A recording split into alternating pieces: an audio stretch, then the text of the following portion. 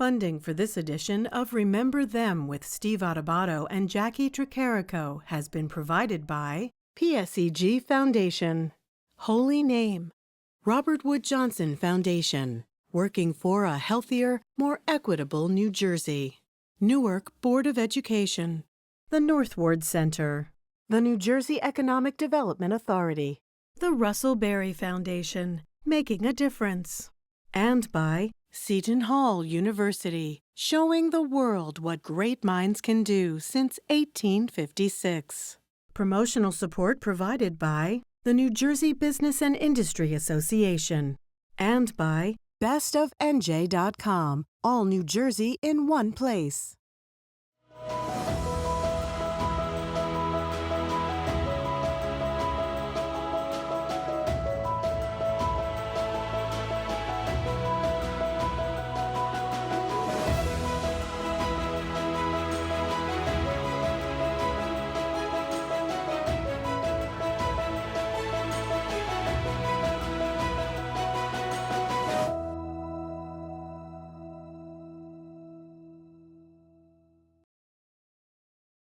Hi, everyone. Steve Adubato. This is Remember Them. That is Jacqui Tricarico. Jacqui, let's kick off this Remember Them, remembering our great friend Ray Bramucci, the former chairman of the board of the Caucus Educational Corporation, our not-for-profit production company, served in the Clinton administration as Undersecretary of Labor.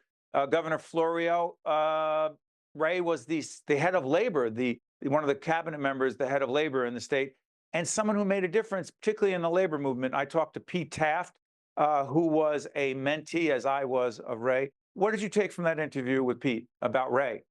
And Steve, like you mentioned, so many things, so many accomplishments that Ray had over his lifetime, over his career. But something so important to note is that he didn't have a college education. He was a high school dropout and joined the Air Force at a young age, but then went on to do so many wonderful things within our community here in New Jersey. And so many wonderful things with you, Steve, a friend of the CEC, of the Caucus Educational Corporation, but a friend of yours as well, right? Yeah, and the other thing, Ray introduced us to U.S. Senator Bill Bradley. Ray was Senator Bradley's top aide, his chief of staff, his state director in New Jersey. When we had to interview, I remember a great interview in 1990, Bill Bradley running against Christy Whitman. She was running against him for U.S. Senator. It was Ray who helped make that interview happen with Senator Bradley, that debate. Ray was an amazing guy. We lost him way too soon. Ray was extraordinary, and not enough people know who Ray was, why Ray's legacy still matters. Also, there's a clip here after you see Pete. I'm not sure when you're going to see this, but a quick interview I did with Ray, where he's always talking about democracy and the risk we're running. That was back then, 20 plus years ago. This is Pete Taft talking about the great Ray Bramucci.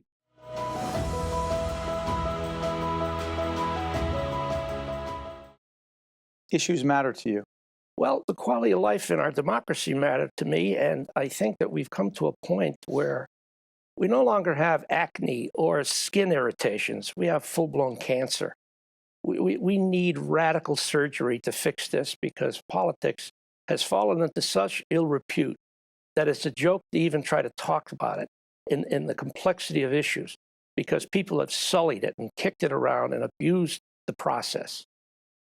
We're now joined by our longtime friend and a trustee of the Caucus Educational Corporation, Pete Taft, CEO and founder of Taft Communications. Hey, Pete, we're remembering our great friend who introduced me to you. Our relationship is largely based on him. The great, late, extraordinary Ray Bramucci. Talk about Ray. People just saw a clip from Ray in an interview that we did. We did 20 interviews because he would call up and say, hey, there's an issue we need to talk about. And Ray would come on as the chairman. He was the chairman of our board. What made Ray so special? Well, the fact that he introduced us is one thing that made him special. He was a networker, but not in the sense of, I want to be here because I want to be important. He just loved people. He loved connecting the right people. And by the way, whether you're Republican or Democrat, he would work it out. He was the most bipartisan of political leaders that I've ever met. So it was linking people together. I think it was listening as well. He was a terrific listener. great storyteller, as your viewers saw in the interview, but also a good listener. And my last verb that comes to mind is he always kept learning. I know as a young man, he read The New Republic, never went to college. He would come in with stories of books he was reading about history or novels. He was a consummate liberal humanist, not liberal in the sense of politics, but although he was, he loved life, he loved learning, he loved people. That's Ray. You know, I often think, and this isn't political, and Pete, we've been in enough conversations with Pete, and as a trustee of our not-for-profit corporation, he knows our approach. While we look at politics in terms of policy and its impact on people, not partisan horse race crap, which is pretty boring when you think about it. Yep. How the heck would Ray, who was the consummate, not just a great human being, but he could get things done. Ray brought people together. Ray collaborated. Ray compromised. How the heck would Ray have done in this environment, Pete Taft? Oh, gosh, that question, that's a huge question. He would have been frustrated, but my guess is that he wouldn't have revealed that frustration. He probably would have put his big boy pants on. You know, he said, I got a job to do here, buckled down and do it.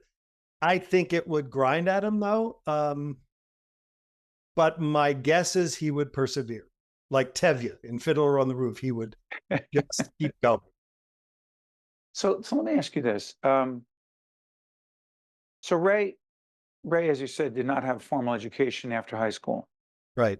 But well-read, curious, was a huge part of U.S. Senator Bill Bradley's success as his key staff person, as the secretary of the head of labor in the state of New Jersey, the undersecretary of labor in the Clinton administration of the federal government. Ray's connection to organized labor, starting with his connection to the International Women's Garment Workers Union. Talk about the labor connection. It was deep. He was a labor man through and through. As you said, International Ladies Garment Workers Union. He was a senior player there. Always stayed in touch with labor when he was labor commissioner. But here's what's interesting about Ray, and I don't think this developed when he got tapped by Governor Florio or Senator Bradley. I heard him say more times than I can imagine to crowds, if you're working hard and not being treated fairly, I'm on your side. If you're being treated fairly and you're not working hard, don't look to me for support. That was kind of his attitude. So he brought that labor working person's feel to the fore, to everyone. You know, work hard. That was his ethic. Let me ask you this. He was a mentor to you. Yes, he was. He was a mentor to me. Yep. He was a mentor to so many others. And you and I, we know Ray's family well. And Sue, his wife, such a special person, such a strong connection with her for so many years. Why do you think it was so important for Ray Bramucci to mentor and help others younger than he was develop? Yeah. Back to my earlier point, he just loved people. So I think that came naturally to him. I remember his eyes sparkling when he would see a young person of promise. And by the way, his eyes going narrow when he would see someone who was in for themselves or crass political purposes. But when he met someone generally younger who had potential, he loved them. I mean, Ray hugged, Ray kissed on the cheek. Ray was the consummate Italian, and he saw a spark and he wanted to increase it. I went to Ray when I'd never been in a large organization or in political life. It was my first effort. And I was brought in by a mutual friend. Ray and I had a chat. And to your point, he said to me, "What do you want if you come work for me?" And I said 3 things. one, your door is always open to me.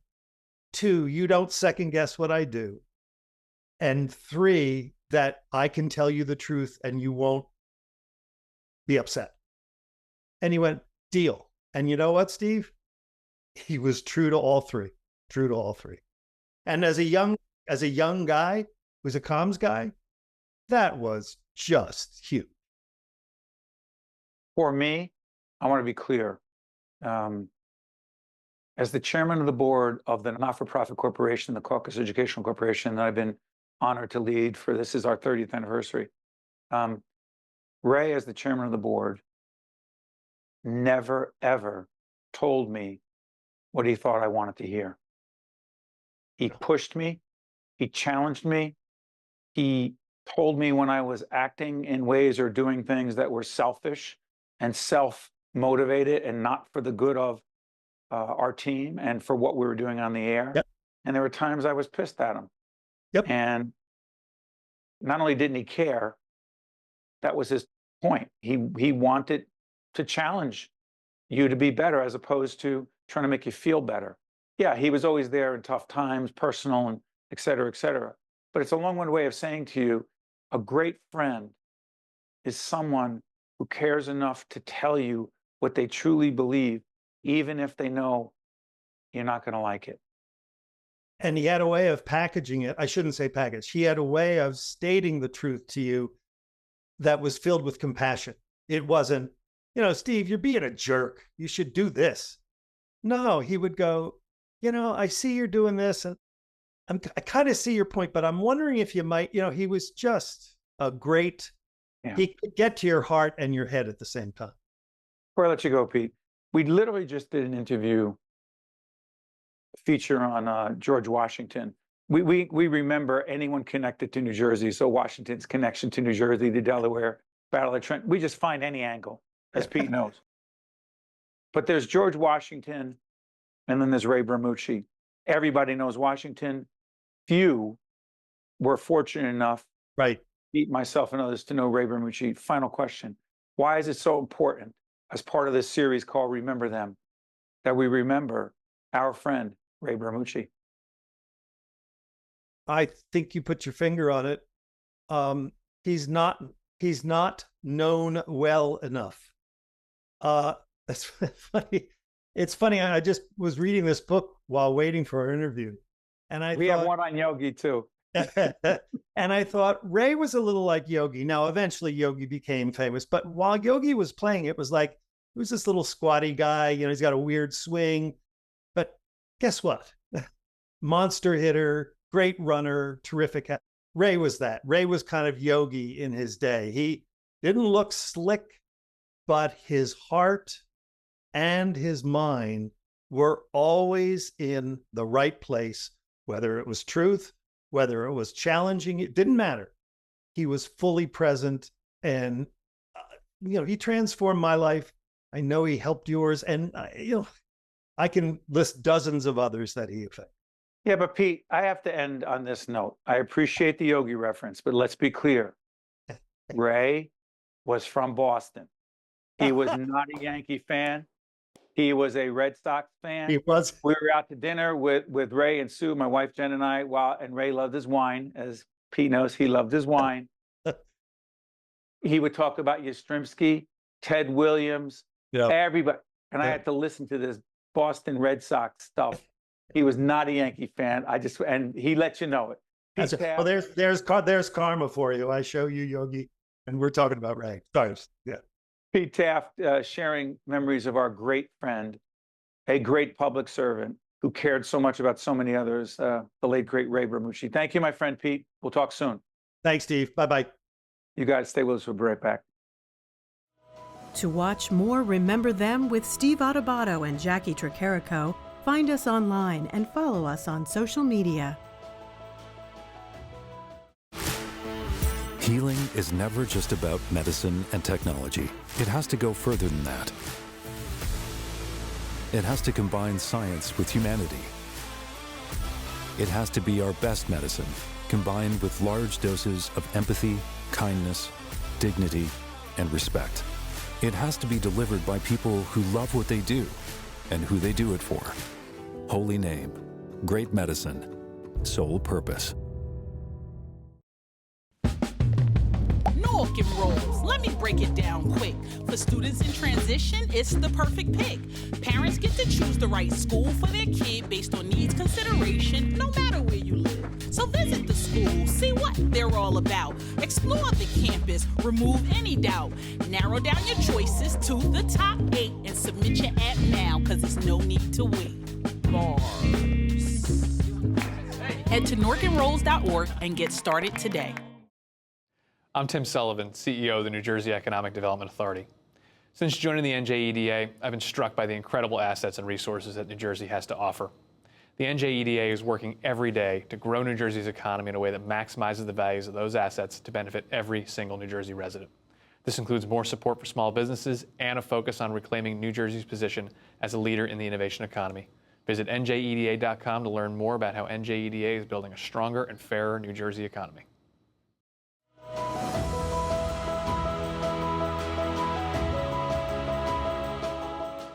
We continue to remember people who matter. This is Joe Roth.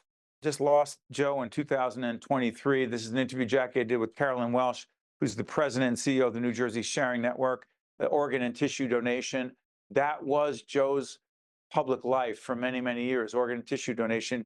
And you interviewed Joe as well. You had a connection to him and the Sharing Network. Talk about Joe and why he mattered so much. Joe was such a special guy. His commitment to spreading the word about organ and tissue donation went above and beyond what his job title was, heading the New Jersey Sharing Network for so many years. And hearing from Carolyn, who, she took over that position, Joe's position after he passed away. And I know how important that is for her to carry on his legacy and all that he was trying to do for that community. Joe still lives on in so many different ways, but just this past year, there was the opening of the Joseph S. Roth Simulation Center. Yeah. Something that, another part of his legacy, something that was so important to Joe and will continue to be important as clinical teams learn more and more about best ways to handle organ and tissue donation in our state and around the country. And Jacqui, and go back and look at some of our interviews from the 5K, right? Jacqui, the 5K, New Jersey. Jacqui leads that effort. She does a whole series of great interviews. She interviewed Joe in the past. I interviewed Joe in the past at the New Jersey Sharing Network Annual 5K. But this is Carolyn Welsh remembering a terrific guy, someone who made a difference, Joe Roth.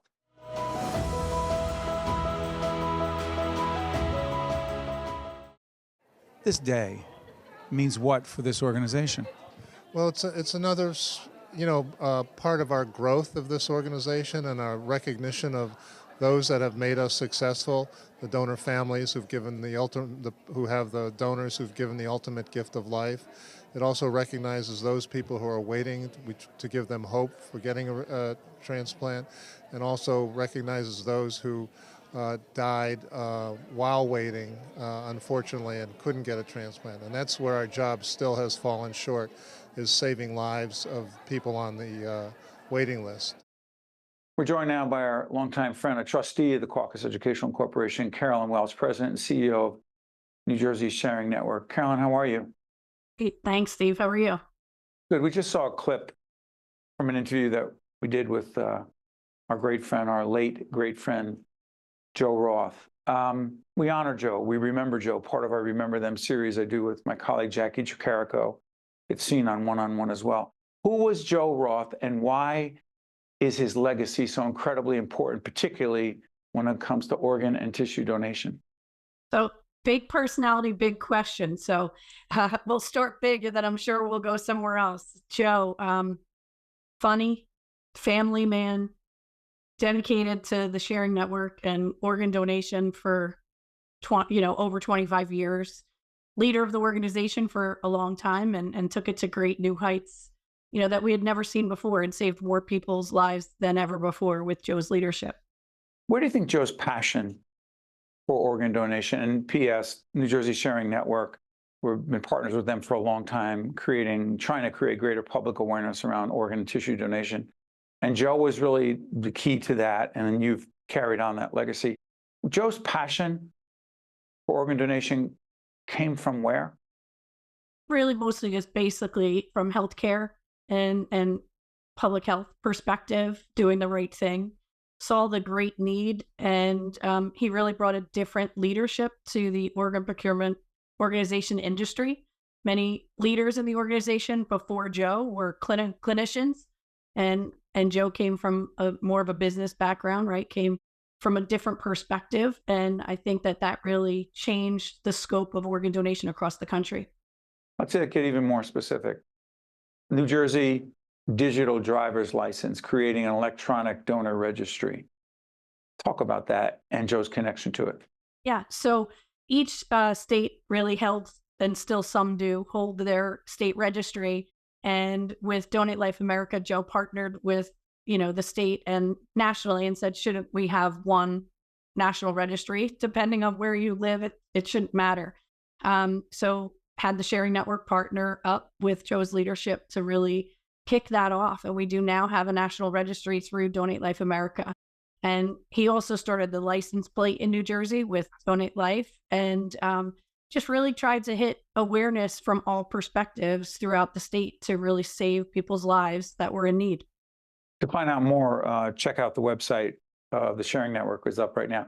So Joe, Joe was very aware of legislation and the need for policy changes. There was a bill in 2020, the Immuno Bill, providing indefinite Medicare coverage to immunosuppressive drugs for kidney transplant recipients. I know it sounds jargony, but make it real.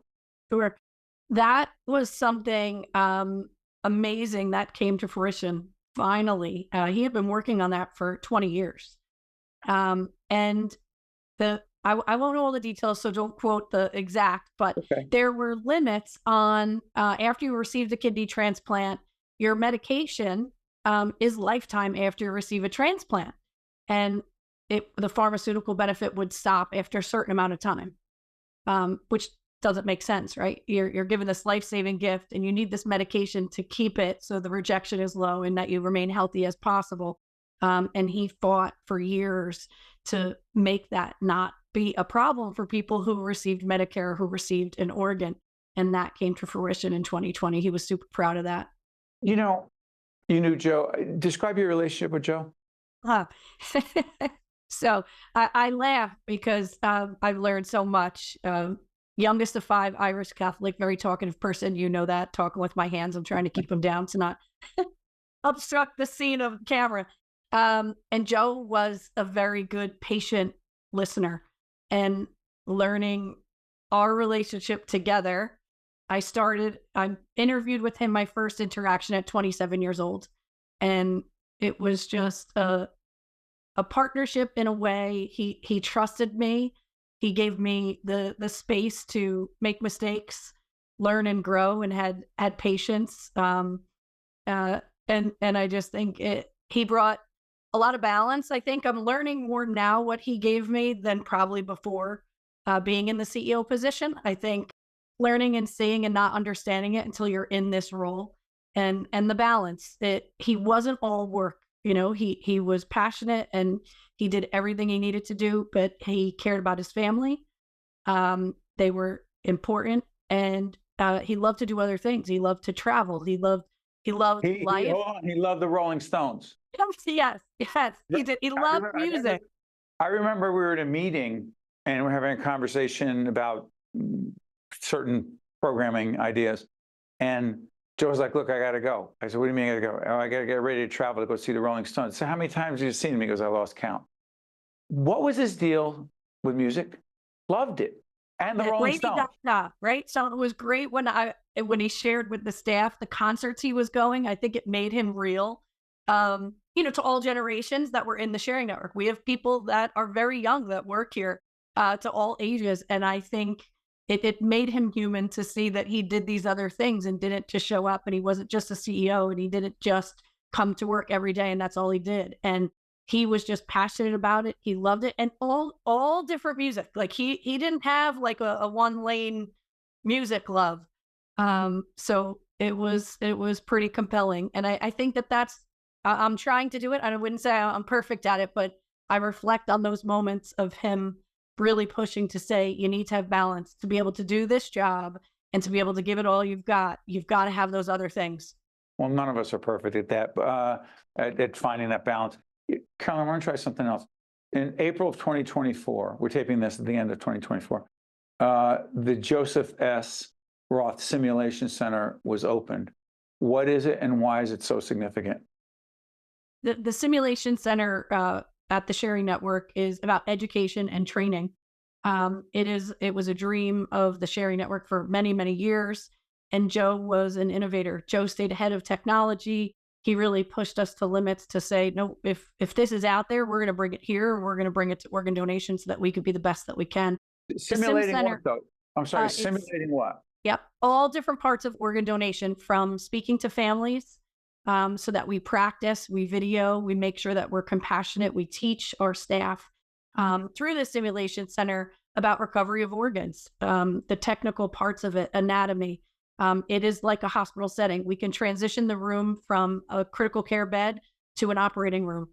And all levels of staff will be able to train in their particular roles through updated computer system, updated audio visual, and Joe was a part of that. Final question. The vast majority of our audience doesn't know who Joe was and why he mattered so much. I appreciate you laying this out. Joe Roth and his legacy, he died very young at age 75, and he had so much more to give and struggling on the back end, but still kept working at it.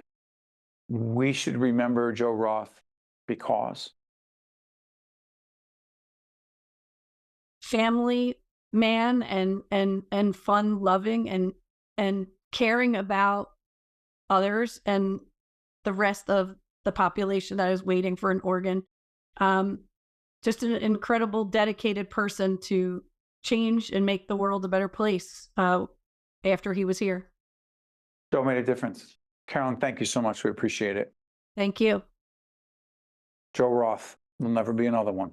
Thanks for watching. We'll see you next time. Remember Them with Steve Adubato and Jacqui Tricarico is a production of the Caucus Educational Corporation, celebrating 30 years in public broadcasting. Funding has been provided by PSEG Foundation, Holy Name, Robert Wood Johnson Foundation, Newark Board of Education, the Northward Center, the New Jersey Economic Development Authority, the Russell Berry Foundation, and by Seton Hall University. Promotional support provided by the New Jersey Business and Industry Association and by bestofnj.com. To see more Remember Them programs, visit us online at rememberthemnj.org. Find us on Facebook at facebook.com/Steve Adubato PhD and at facebook.com/Jacqui Tricarico. And follow us on X at Steve Adubato.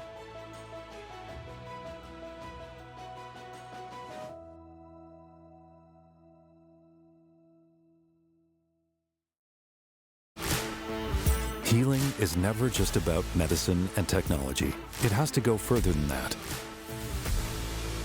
It has to combine science with humanity. It has to be our best medicine, combined with large doses of empathy, kindness, dignity, and respect. It has to be delivered by people who love what they do and who they do it for. Holy Name, great medicine, sole purpose.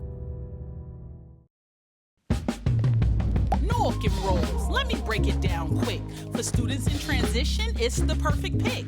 Parents get to choose the right school for their kid based on needs consideration, no matter where you live. So visit the school, see what they're all about. Explore the campus, remove any doubt.